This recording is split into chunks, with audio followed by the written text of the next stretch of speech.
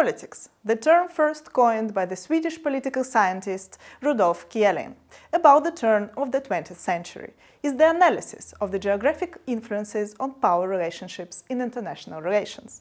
So, why do we talk about geopolitics of energy? Geopolitics of energy can be defined as the effect that location of resources has on the politics of states. The key activator of the effect is dependency, which applies both to producers in form of revenues and consumers in form of energy needs.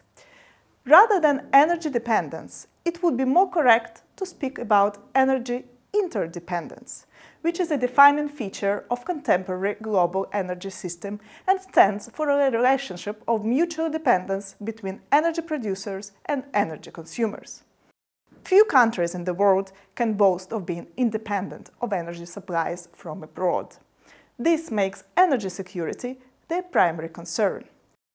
For example, the EU imports 54% of its energy needs, with intra-EU energy flows being treated as domestic.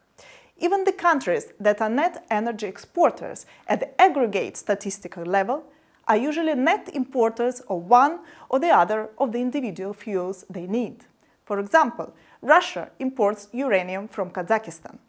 It's important to remember that energy interdependence is a dynamic and changing process. Fuel importers are in reality primarily dependent not on the fuel as such, but rather on the system through which the fuel is supplied. Infrastructure. 20% of the global oil production has to come through the Strait of Hormuz, mostly to Asia. The United States of America guarantee the free flow of fuels through the Strait of Hormuz. Therefore, many of the world's oil-importing nations have become dependent on the United States for their oil supply security. Now, let's talk about the future of geopolitics.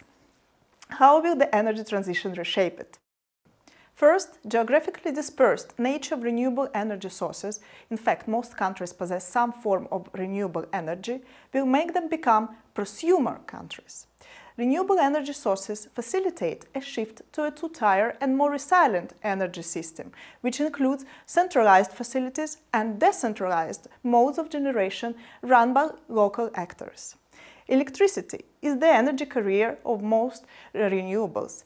The electrification of energy system is expected. Change in the volume and nature of energy trade, with energy services and technologies taking the lead. Creative destruction process in energy markets, rivalry over market shares in clean energy generation technologies. Use of critical minerals and earths and know-how in clean tech can increase competition for access to these. In fact, we can see how the majority of critical materials for the energy transition technologies are concentrated in few countries. 63% of rare earth deposits necessary for the wind turbines manufacturing are in China, 71% of cobalt for batteries and electric vehicles in the Democratic Republic of Congo, and lithium's reserves are distributed between Australia and Latin America.